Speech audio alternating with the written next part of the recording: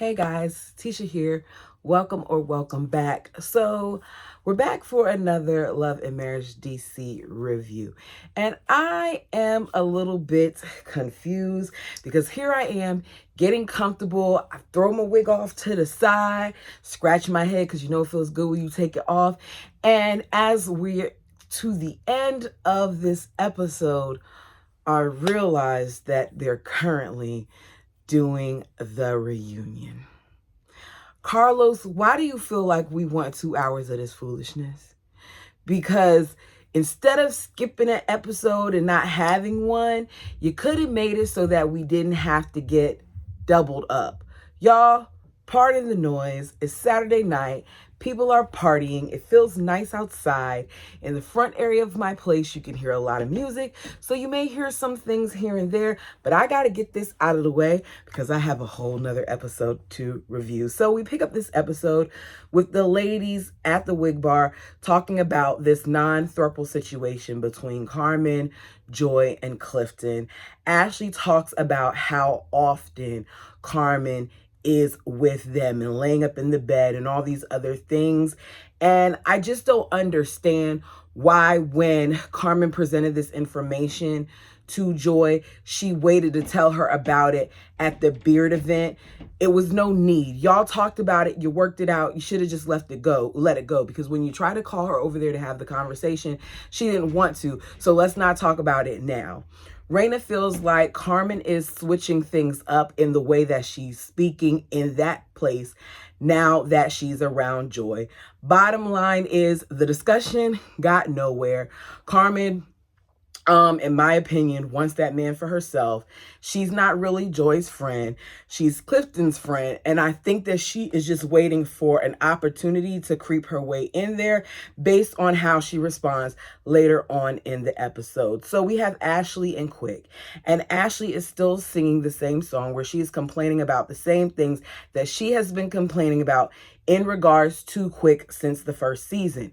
Quick works too much. He's not there enough. He's had health problems that they can't understand why it's happening. He was supposed to slow down. He went on a trip and then that was that. She wants him to be there for more things. She wants them to do more things together.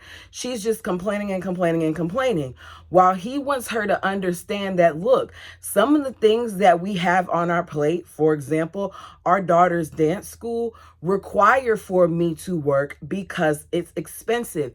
Is it right for him to act like he has to push everything to the aside just to work? No, it's not. But I also feel like you got to be honest at the fact that this man has a lot of bills to pay. What does Ashley do to help the situation? How does Ashley lighten his load? Does she go to his job sometimes because she's complaining about time and have lunch with him? Does she accompany him to some of his gigs? Is she picking up extra work and doing extra things to bring more income into the family so that he doesn't feel like he has to do so much? Don't complain about it and then not understand that if he does stay home, you might have to cut back in some other areas. She says, you don't want to go to therapy. I was at the store. I talked to Winter about it. And he's like, look, you set it up. I'll go. That's the end of that.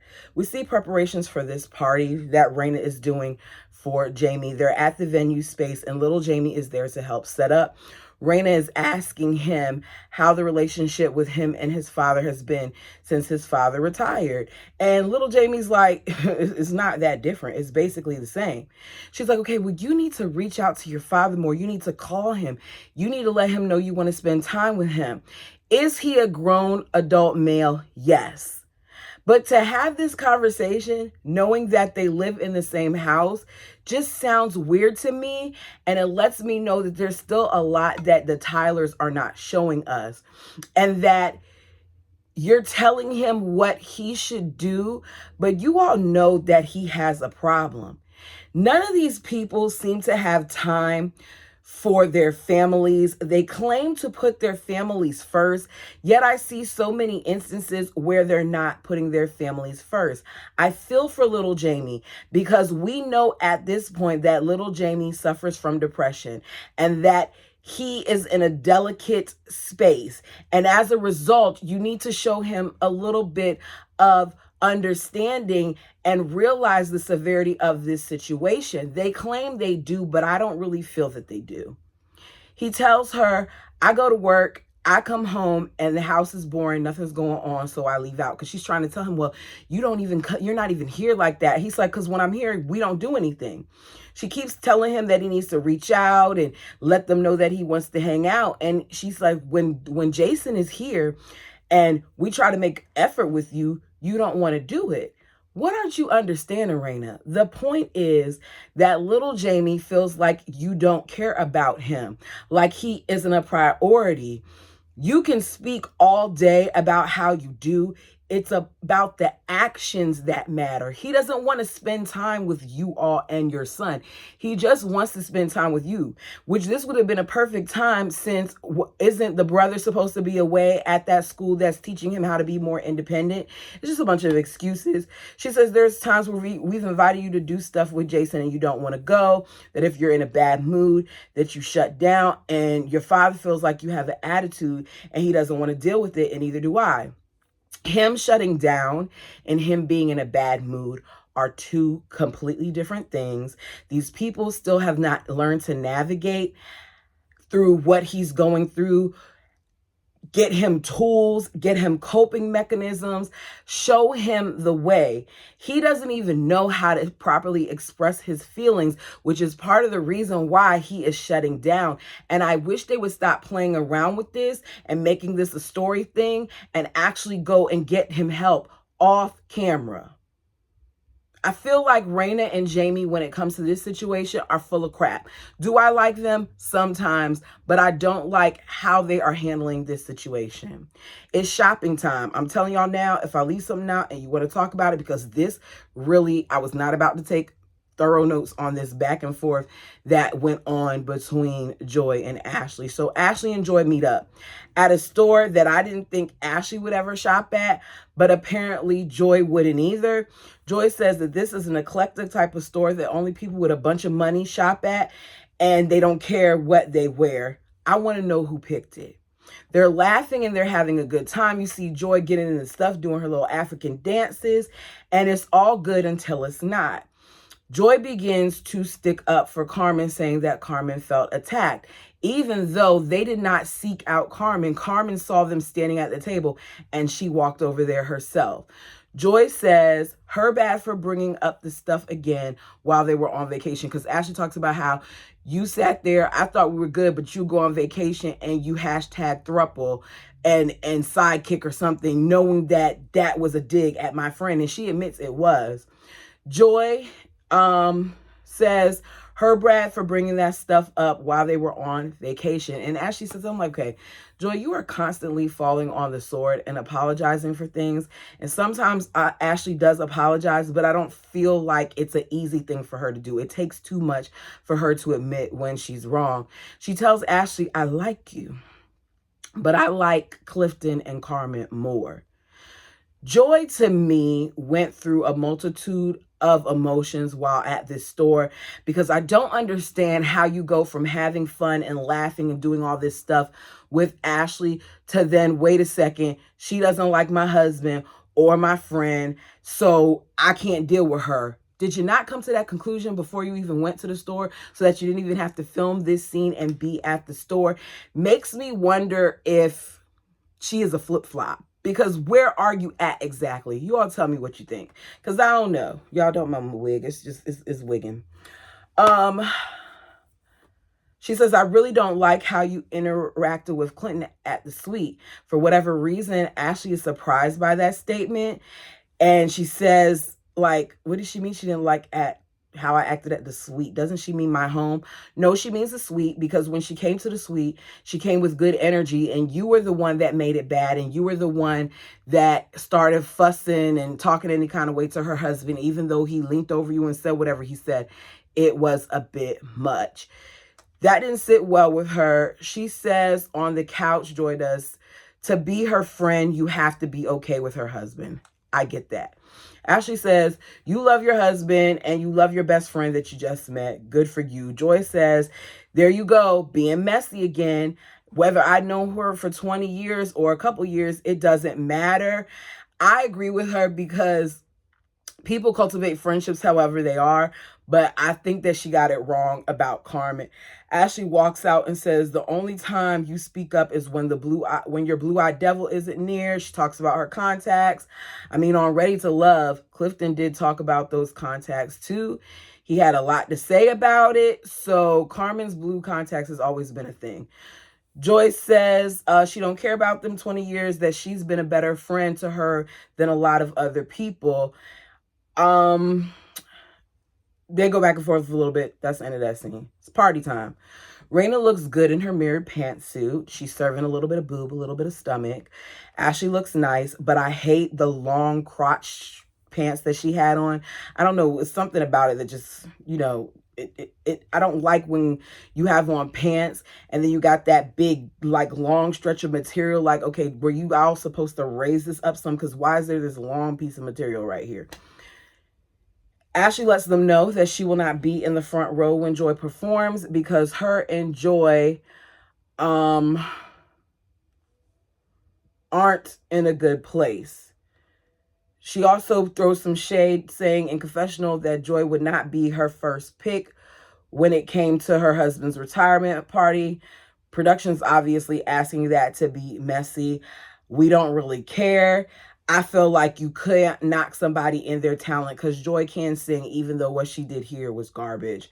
Winner says, I thought y'all were good. Ashley lets them know that they were good, but she's the one who switched it up on them. Joy didn't like the interaction between Ashley, Carmen, and Clifton, etc. Raina is confused. So am I. Ashley says, when you decide you want to be my enemy, buckle the F up.